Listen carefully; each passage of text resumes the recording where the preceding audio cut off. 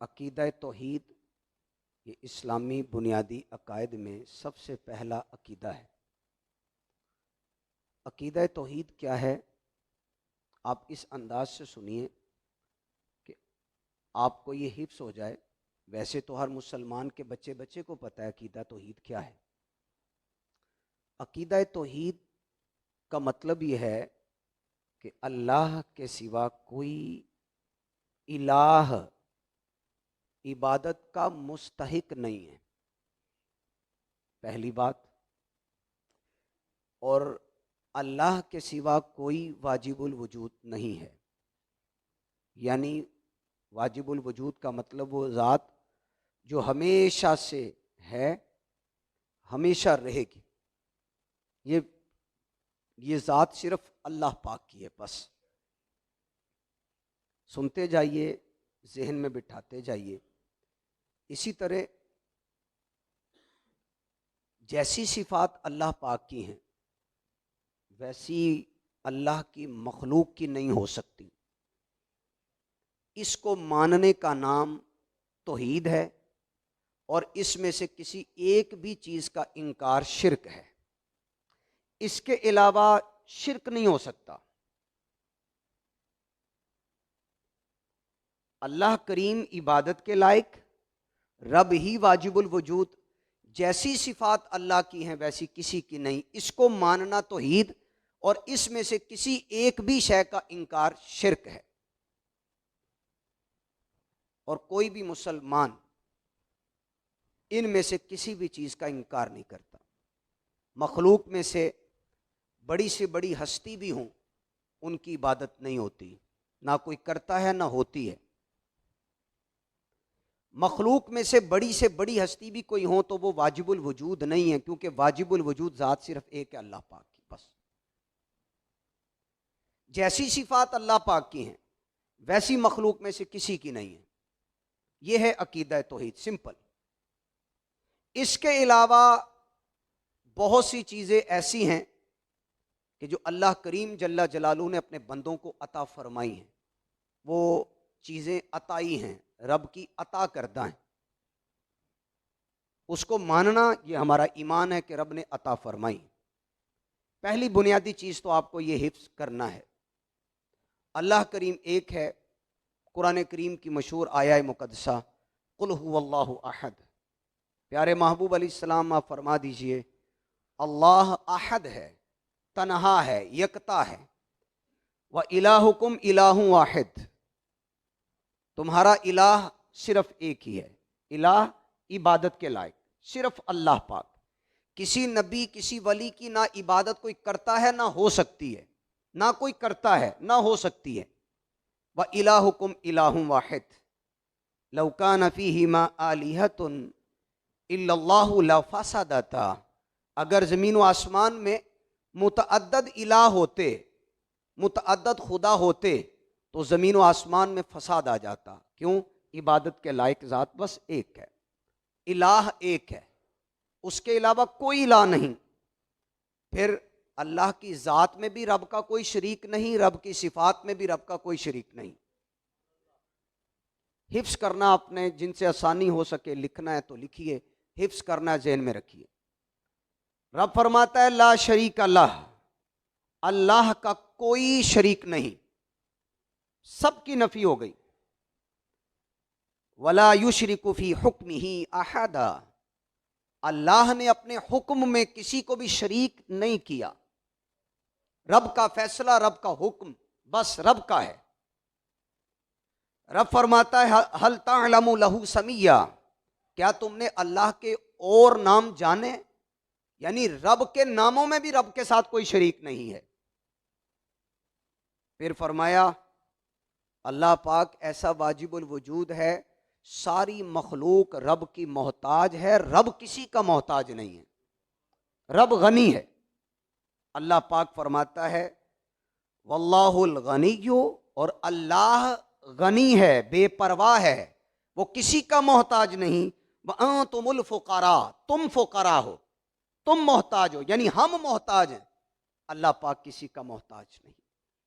پھر فرمایا اللہ الصمد، اس کا معنی بھی یہی ہے اللہ بے نیاز ہے، سب اللہ کے محتاج ہیں، رب کسی کا محتاج نہیں۔ پھر فرمایا فعال لما یرید، رب جو چاہتا ہے کرتا ہے، جو چاہتا ہے کرتا ہے۔ لہ الملک، تمام بادشاہت رب کی ہے، وَلَهُ الْحَمْدُ، تمام تعریفیں اللہ کے لیے ہیں، وَهُوَ عَلَى كُلِّ شَيْءٍ قدیر، اللہ ہر چاہی پہ قادر ہے۔ یہ ہیں رب کی شانیں۔ پھر فرمایا کل شیء ہالک الا وجہہ، تمام چیزیں یعنی باقی رہنے والی ذات فقط اللہ پاک کی ہے، باقی ساری چیزیں ختم ہونے والی، باقی رہنے والی ذات اللہ کریم کی ہے۔ یہ ایک سٹیپ ہوا، پہلا سٹیپ تھا کہ عقیدہ توحید کیا ہے۔ یہ دوسرا سٹیپ کہ رب کی یہ شانیں، رب کی صفات میں، رب کی ذات میں کوئی شریک نہیں۔ اگلی بات، اللہ پاک نے اپنے بندوں کو بھی کچھ صفات عطا کی ہیں، میں ان کی مثالیں دے کر اپنے اس کانسیپٹ کو کلیئر کرتا ہوں، لیکن فرق یاد رکھیے گا۔ فرق، اللہ پاک کی صفات میں گنواتا ہوں اور مخلوق کی صفات گنواتا ہوں، دونوں میں فرق ہے۔ اللہ پاک کی صفات ذاتی ہیں، ذاتی، مخلوق کی عطائی، ہمیں رب نے دی ہیں، رب کو کسی نے نہیں دی، رب کی اپنی ہیں۔ اللہ کی صفات قدیم ہیں، ہمیشہ سے ہیں، ہمیشہ رہیں گی۔ ہماری صفات حادث ہیں، آج ایک خوبی ہمارے اندر ہے وہ ختم ہو جانی ہے، اس کو حادث بولتے ہیں، پہلے نہیں تھی بعد میں ملی، رب نے عطا کی ہے۔ نہ ابتدا ہے رب کی صفات کی، نہ انتہا، ہماری صفتوں کی ابتدا بھی ہے انتہا بھی ہے۔ اللہ کی صفات لا محدود، ہماری محدود۔ رب کی صفات گھٹتی بڑھتی نہیں ہیں، ہماری صفات گھٹتی بڑھتی ہیں۔ اللہ پاک کسی کا محتاج نہیں، ہم سب اللہ کے محتاج ہیں۔ رب کی صفات فنا نہیں ہوں گی، ہماری صفات فنا ہو جائیں گی۔ اتنے زیادہ فرق ہوں پھر بھی بندہ مشرک ہو جائے، اللہ کے سوا کسی کو الہ نہ مانے، واجب الوجود نہ مانے، جیسی صفات اللہ کی ہیں مخلوق کی نہیں ہو سکتی، پھر بھی بندہ مشرک ہے۔ آج لوگ زبردستی لوگوں کو، کلمہ گو مسلمانوں کو، کلمہ پڑھنے والوں کو، نمازی کو، پرہیزگار کو، حج کرنے والے کو، عمرہ کرنے والے کو، رب کی وحدانیت بیان کرنے والے کو، رب ہی کو سجدہ کرنے والے کو، رب کے علاوہ کسی کو سجدہ عبادت کا کوئی کرے تو اس کو شرک مانتا ہے، پھر بھی لوگ کہتے ہیں جی یہ شرک ہے۔ اب آپ کے سامنے کچھ مثالیں میں رکھتا ہوں، اب توجہ کرتے جائیے گا۔ ایک صفت رب کی ہے، قرآن میں بیان ہوئی، ایک صفت رب نے وہی صفت یعنی نام کے اعتبار سے وہی مخلوق کو دی ہے، لیکن دونوں میں آپ بتائیں گے کیا فرق ہے۔ رب کی ذاتی ہے، ہماری عطائی۔ اوکے، ایک مثال دیتا ہوں، قرآن پاک ہے، حوالہ جات قرآن پاک کی آیات کے نہیں میں پیش کر رہا، مختصر اختصار کے پیش نظر قرآن کریم کی واضح آیات ہیں۔ ان اللہ سمیع علیم، توجہ رکھنی ہے، رب نے فرمایا اللہ سمیع بھی ہے، سننے والا بھی ہے، علیم بھی ہے، علم والا بھی ہے۔ علیم یاد کر لیں آپ، علیم رب کی صفت ہے۔ قرآن کریم ہی میں سورہ یوسف کے اندر رب ارشاد فرماتا ہے فوق کل ذی علم علیم، ہر علم والے سے بڑا علم والا ہے۔ اس کا بیک گراؤنڈ کیا ہے؟ حضرت یوسف علیہ السلام کے سارے بھائی علم والے، ان میں اونچے علم والے حضرت یوسف علیہ السلام۔ سیکھنا کیا ہے ہم نے؟ لفظ علیم رب کے لیے بھی قرآن پاک میں آیا، لفظ علیم حضرت یوسف علیہ السلام کے لیے بھی قرآن میں آیا ہے۔ یہ شرک نہیں ہے، یہ شرک نہیں ہے۔ کیا قرآن شرک کی تعلیم دیتا ہے؟ کہتے جی یہ رب کے لیے لفظ ہے، مخلوق کے لیے بولیں گے تو شرک ہو جائے گا؟ نہیں ہے، اللہ ذاتی علیم ہے، یوسف علیہ السلام رب کی عطا سے علیم ہیں۔ مشہور آیت ہے واللہ غفور الرحیم، اللہ مہربان ہے، رحم کرنے والا، رحیم۔ قرآن ہی کے اندر سورہ توبہ کے اندر رب فرماتا ہے بالمؤمنین رؤوف الرحیم. رحیم نبی پاک علیہ السلام کے لیے قرآن میں بولا گیا. کیا قرآن شرک کی تعلیم دیتا ہے کہ جی یہ تو لفظ اللہ کے لیے بولا ہے, مخلوق کے لیے بولیں گے تو شرک ہو جائے گا؟ کہاں ہے شرک؟ رب تبارک و تعالی کی صفات ذاتی ہیں, مخلوق کو رب نے دی ہیں. نبی پاک علیہ السلام کو رب نے عطا کیا, انبیاء کرام علیہ السلام کو رب نے دیا, ولیوں کو رب نے عطا کیا ہے.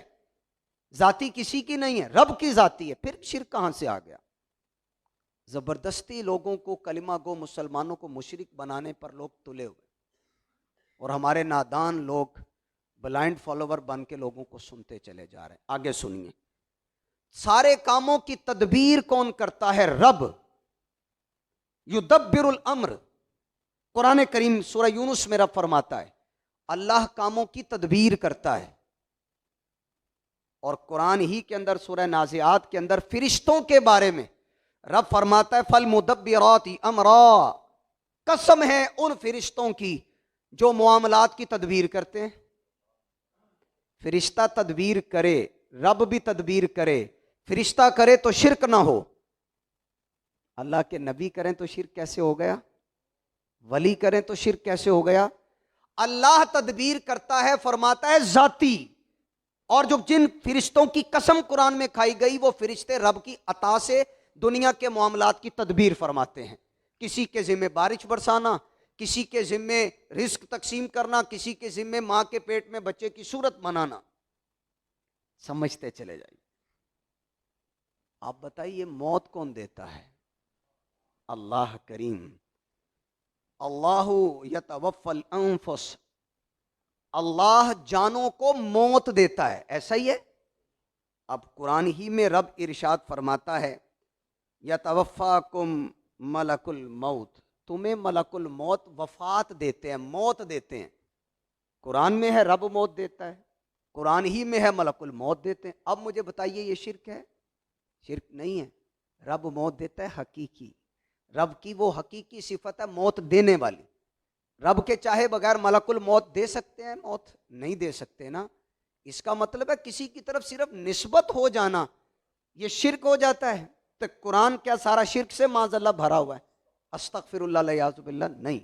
اب آپ کو میں بتاتا ہوں ہمارا رب کون ہے. اللہ رب قرآن کریم میں ہے ان ربی لغفور الرحیم. بے شک میرا رب غفور و رحیم ہے. رب. اب ذرا سنیے, حضرت یوسف علیہ السلام نے عزیز مصر کے لیے رب کا لفظ بولا اور قرآن کریم میں موجود ہے. عزیز مصر, مصر کے بادشاہ کو یوسف علیہ السلام فرماتے رب. شرک نہیں ہوا, شرک نہیں ہوا. انڈرسٹینڈ کریں. ماشاءاللہ ینگسٹر بیٹھے ہیں, کالج یونیورسٹی کے اسٹوڈنٹ ہیں, بزنس کمیونٹی کے آپ لوگ بیٹھے ہیں, بزرگ بیٹھے ہیں, نوجوان بیٹھے ہیں, نمازی بیٹھے ہیں, حاجی بیٹھے ہیں, سب غور کریں. سوشل میڈیا یوزر بیٹھے, سب غور کریں. اللہ تبارک و تعالی جل جلالہ رب ہے. اب قرآن کریم ہی کے اندر موجود ہے سورہ یوسف کے اندر. یوسف علیہ السلام فرماتے انہو ربی احسن مثوایا. انہو ربی, وہ میرا رب ہے. کون؟ عزیز مصر. ان کو رب بولا ہے تو شرک نہیں ہوا. کیا مطلب ہے؟ یہ مجاز ہے. یہ کیا ہے؟ حقیقت نہیں ہے. حقیقی رب اللہ ہے, اس کے علاوہ کوئی حقیقی رب نہیں ہے.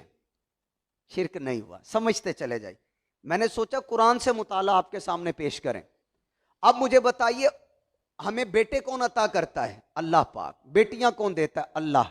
دونوں ملا کے کون دیتا ہے؟ اللہ کریم. ایسا ہی ہے, سب کا یہ عقیدہ ہے یقیناً اللہ ہی دیتا ہے. قرآن کریم کے اندر اللہ پاک ارشاد فرماتا ہے یہب لمن یشاء اناثا. رب جس کو چاہتا ہے بیٹیاں مؤنث عطا کرتا ہے. وَيَهَبُ لِمَن يَشَاءُ الذُّكُورَ. جس کو چاہتا ہے اللہ پاک بیٹے عطا کرتا ہے. لفظ سن لیں, یہب,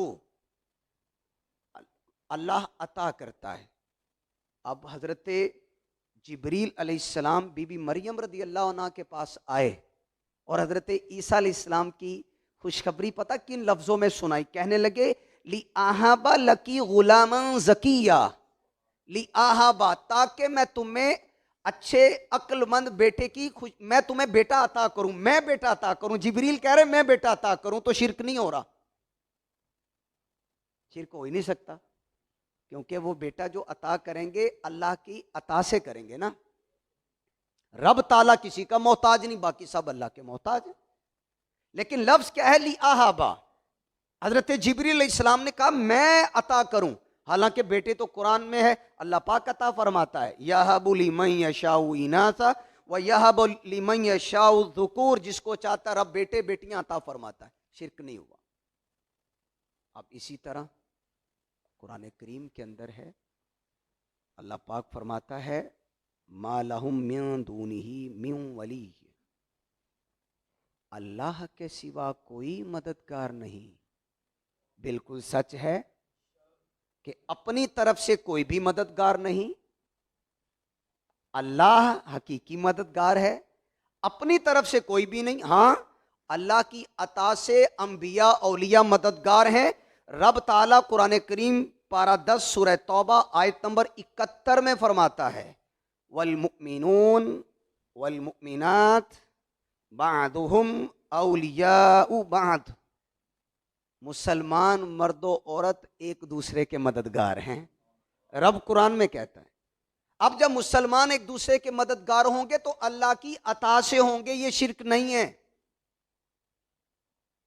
اب رب ہی قرآن میں فرماتا ہے پارہ 28 سورہ تحریم کی آیت نمبر 4 فَإِنَّ اللَّهَ هُوَ مَوْلَاهُ وَجِبْرِيلُ وَصَالِحُ الْمُؤْمِنِينَ وَالْمَلَائِكَةُ بَعْدَ ذَلِكَ ظَهِيرٌ، کہ اللہ بھی نبی پاک علیہ السلام کا مددگار ہے، جبریل بھی نبی پاک علیہ السلام کے مددگار ہیں، نیک مسلمان بھی نبی پاک صلی اللہ علیہ وسلم کے مددگار ہیں، اور فرشتے بھی مدد پر ہیں۔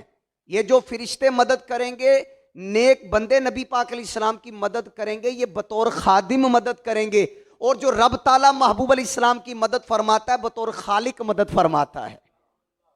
یہ شرک ہے؟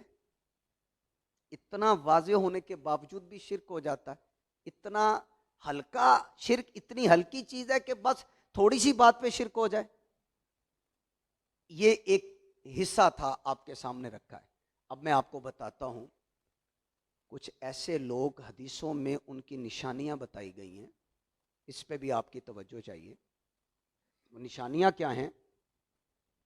بتوں والی، مشرکوں والی آیتیں پڑھیں گے، جن کے پیچھے بھی اور جن کے بعد بھی اور اس میں بھی سب مشرکوں کافروں کا ذکر ہے جو بتوں کو پوجتے ہیں۔ میں بھی آپ کو حدیث سناتا ہوں، آنکھیں کھل جائیں گی، پہچان پیدا کریں، جینے کی خواہش ہے تو کچھ پہچان پیدا کر۔ ابھی میں آپ کو صحیح بخاری شریف سے روایت پیش کرتا ہوں۔ ایک خارجی ٹولہ ہے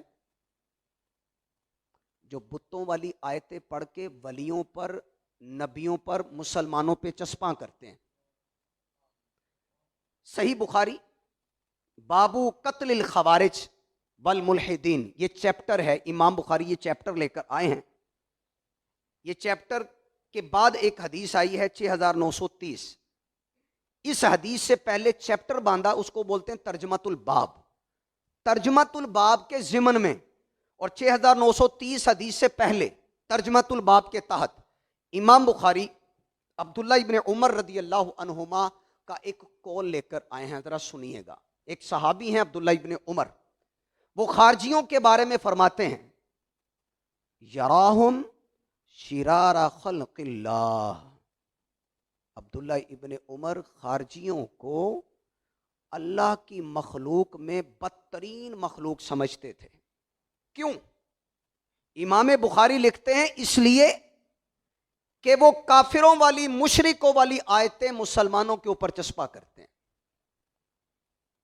قرآن پڑھ رہے ہیں، وہ فلاں قرآن سناتا ہے، وہ قرآن سنا رہا ہے، مشرکوں والی آیتیں پڑھ رہا ہے، بتوں والی، اور ہمیں پبلک کو نہیں پتا۔ میں اب آپ کو 2 مثالیں صرف نمونہ تن دوں گا۔ قرآن ہے، قرآن سچ ہے، پر اس میں مشرکوں کا ذکر ہے جو بتوں کو پوجتے ہیں، جو بتوں کو پوجتے ہیں، اور کوئی بھی مسلمان اللہ کے سوا کسی کی عبادت کا تصور بھی نہیں کر سکتا، تصور بھی نہیں کر سکتا، پوجنا تو بڑی دور کی بات۔ اب میں آپ کو ایک ریفرنس دیتا ہوں قرآن پاک سے، اگر آیت کا ایزیلی جا کے صراط الجنان جو اپلیکیشن ہے اینڈرائڈ موبائل کے اندر، اس سے آپ سرچ کر کے اس آیت کو پڑھیے گا، پارہ 23 سورہ زمر آیت نمبر 3۔ اس آیت میں کیا بتایا؟ مشرک لوگ بتوں کو پوجتے تھے، پوج کر وسیلہ بنا کر کہ یہ ہمیں اللہ کے قریب کریں گے، پوجے بغیر نہیں، پوج کر، مشرک بن کر، شرک کر کے، ان کو پوج کر یہ نظریہ رکھتے تھے کہ یہ بت ہمیں اللہ کے قریب کر دیں گے۔ کیا کر کے؟ پوج کر۔ یہ بڑے دھڑلے سے سوشل میڈیا پہ یہ آیت پڑھی جا رہی ہے، اور عام مسلمان کو کیا نتیجہ دیا جا رہا ہے؟ یہ دیکھو تم نبیوں کو وسیلہ بناتے ہو نا، ولیوں کو، قرآن میں تو کہا ہے کہ یہ شرک ہے، قرآن نے سچ کہا ہے شرک ہے، لیکن یہ ان مشرکوں کے بارے میں جو بتوں کو پوجتے ہیں۔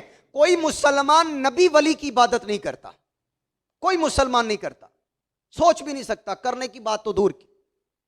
اب وہ کیا کہتے ہیں؟ ما نعبدہم، مشرک کہتے ہیں ہم ان کی عبادت نہیں کرتے، کن کی؟ بتوں کی، الا لیقربونا الی اللہ زلفا، کہ یہ بت ہمیں اللہ کے قریب کر دیں۔ ہم پہلے ان کو پوجتے ہیں کہ یہ قریب کر دیں اللہ پاک کے ہمیں۔ کون کہتے ہیں؟ مشرک۔ اللہ کے قریب کر دیں اس لیے ہم ان کو پوج رہے ہیں۔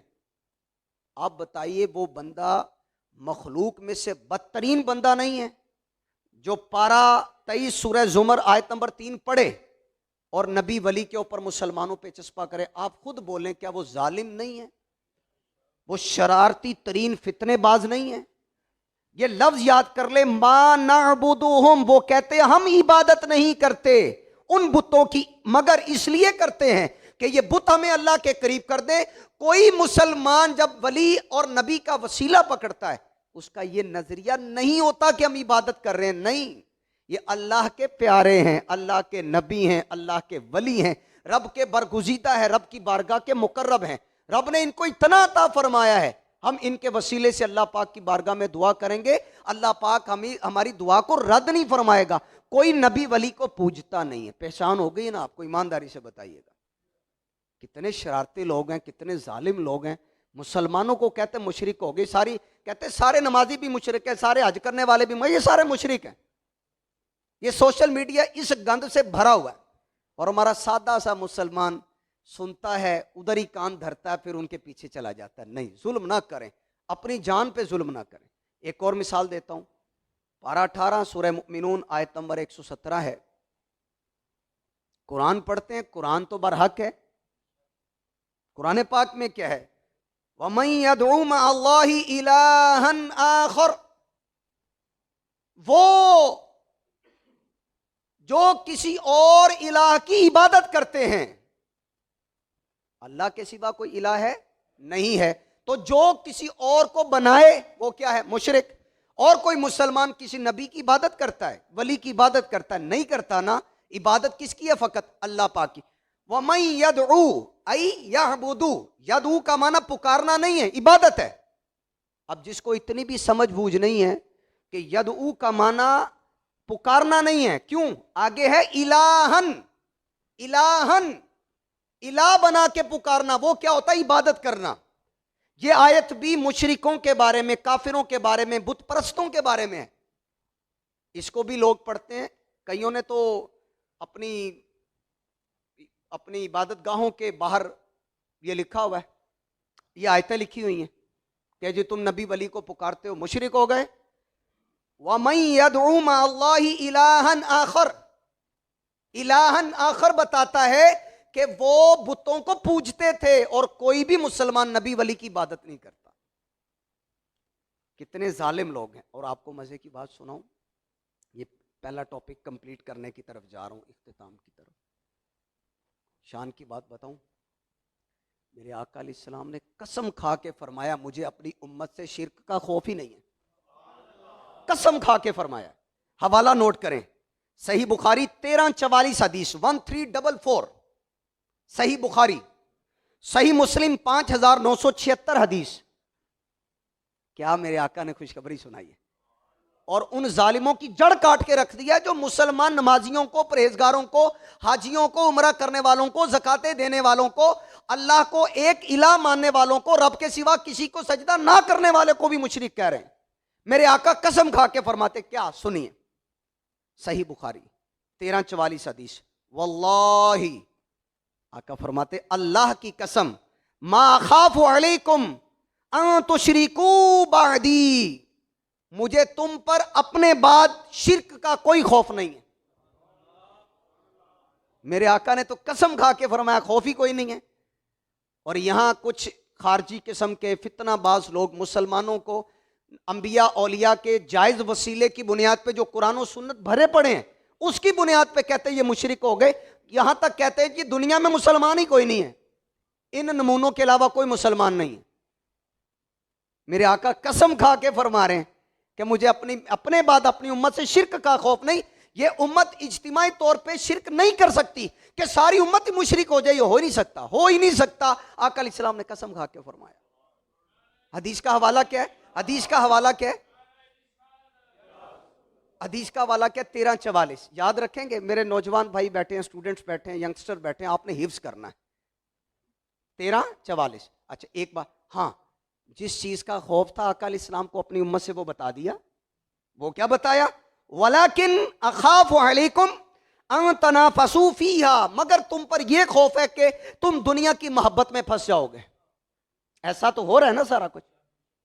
یہ خوف تھا، جس چیز کا خوف تھا وہ بتا دیا۔ شرک کا خوف نہیں تھا، نبی پاک علیہ السلام نے وہ قسم کھا کے فرمایا خوف ہی کوئی نہیں۔ اور یہاں نمونے بیٹھے ہوئے سوشل میڈیا پہ سارے مشرک ہو گئے۔ کیوں؟ نبیوں سے پیار کرتے ہیں، سارے مشرک ہو گئے۔ ولیوں کی عظمت، نبیوں کی عظمت کے قائل ہیں، سارے مشرک ہو گئے۔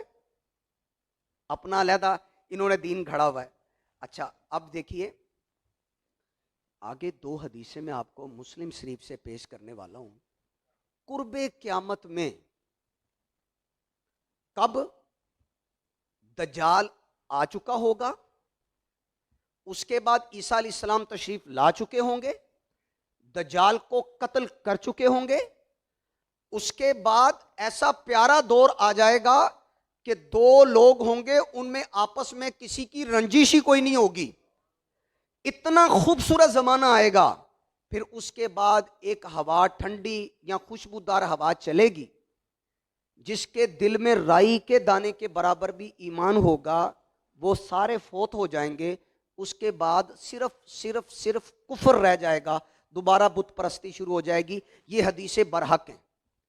اب کئی نمونے سوشل میڈیا پہ بیٹھے ہوئے ہیں، یہی حدیثیں پڑھ کے کہتے ہیں جی وہ زمانہ آ گیا ہے، سارے مشرک ہو گئے۔ اس کا مطلب یہ نمونے بھی مشرک ہو گئے۔ جب وہ زمانہ جو آ گیا ہے، یہ زمانہ جو وہ آ گیا ہے، حالانکہ وہ زمانہ نہیں آیا، وہ حدیث دوسری حدیث مبارک بالکل واضح بتائے گی وہ زمانہ نہیں آیا۔ وہ کہتے ہیں وہ زمانہ آ چکا ہے، یعنی وہ انہوں نے پوری شرک کی مشین تیار کر کے رکھی ہے، ہر مسلمان کو انہوں نے مشرک کہنا ہے۔ یہ خارجیوں کا شروع سے حضرت مولا کائنات رضی اللہ عنہ کے زمانے سے وتیرہ، بتوں والی آیتیں مسلمانوں پہ چشمہ کرتے ہیں۔ وہ کہتے ہیں وہ زمانہ آ گیا، یقین کریں، کہتے ہیں سوشل میڈیا پہ ان کے بیانات موجود ہیں، لیکن اے مسلمان تو باخبر رہ، ہوش لے۔ میں اشارہ کر کے آگے بڑھوں گا۔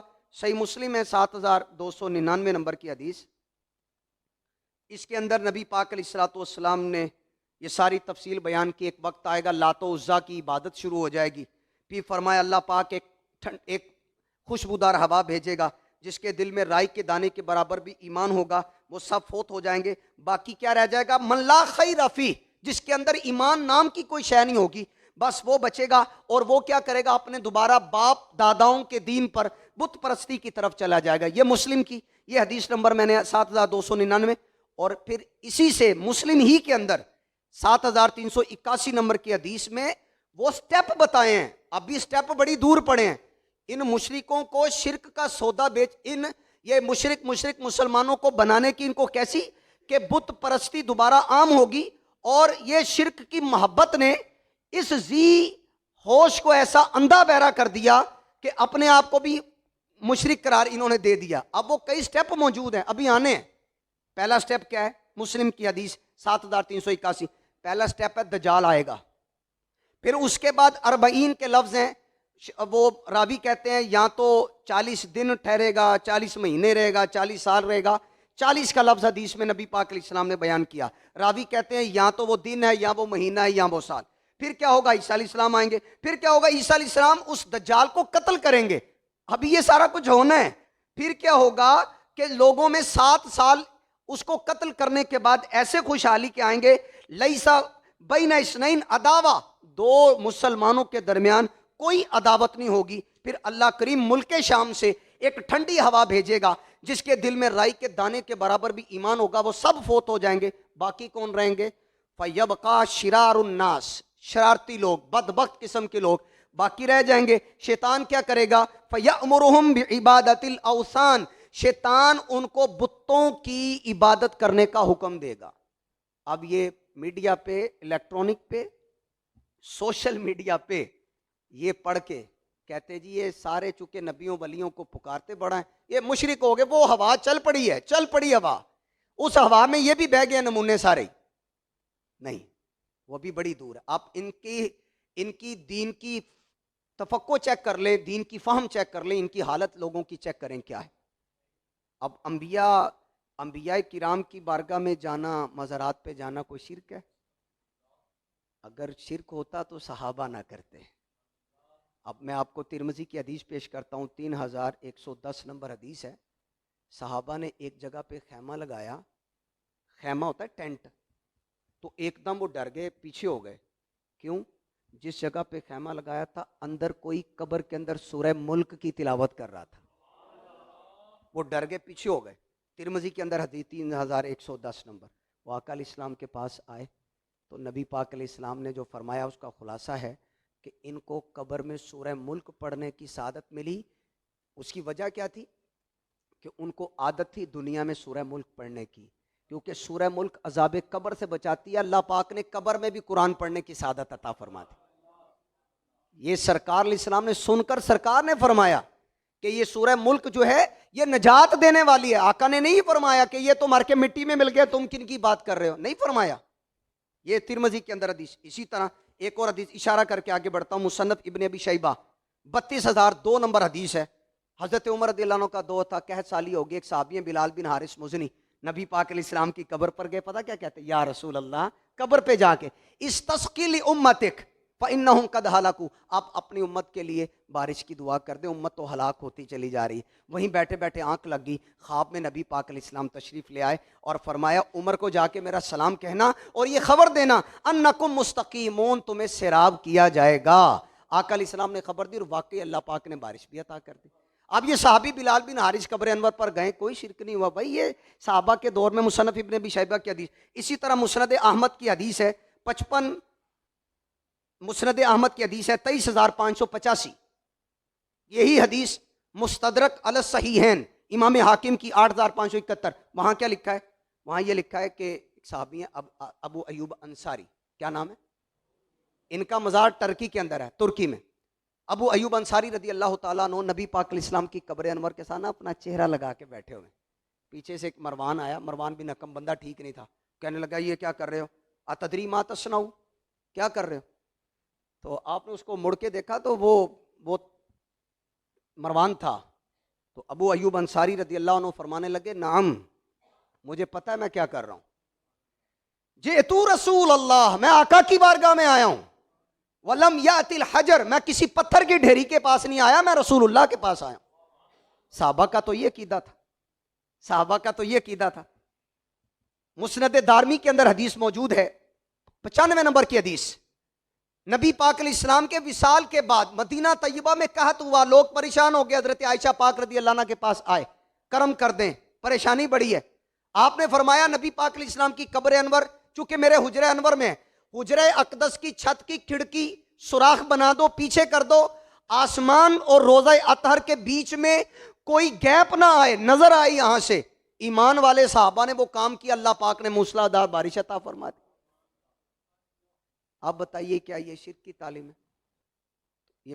یہ میں نے آپ کے سامنے سارا قرآن و سنت کی تعلیمات رکھی ہے. عقیدہ توحید کیا ہے؟ اللہ پاک عبادت کے لائق، اس کے علاوہ کسی کی عبادت نہیں، سجدہ کسی کے لیے نہیں. کوئی اللہ کے سوا کسی کے لیے عبادت کا سجدہ کرے گا تو مشرک، اور اگر تعظیم کا سجدہ جو کہ پہلی امتوں میں جائز تھا، نبی پاک علیہ السلام کی امت کے لیے وہ بھی حرام ہو گیا، عزت کرنے کا، تعظیم، رسپیکٹ، آنر، اعلیٰ حضرت نے 40 حدیثوں سے ثابت کیا ہے کہ اس امت کے لیے کسی غیر خدا کے لیے تعظیم کا سجدہ کرنا یہ حرام ہے۔ تعظیم کا سجدہ بھی کیا ہے؟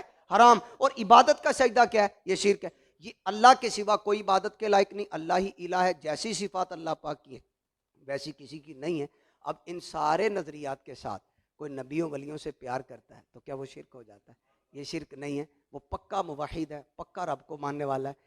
یہ ہے رب کو بھی مانتا ہے، انبیاء کو بھی مانتا ہے، ولیوں کو بھی مانتا ہے، ان کی محبتیں اپنے دلوں کے اندر رکھتا ہے۔ اللہ کریم ہمیں اس پر بھی عمل کی توفیق عطا فرمائے۔ آمین بجاہ خاتم النبیین صلی اللہ علیہ وآلہ وسلم۔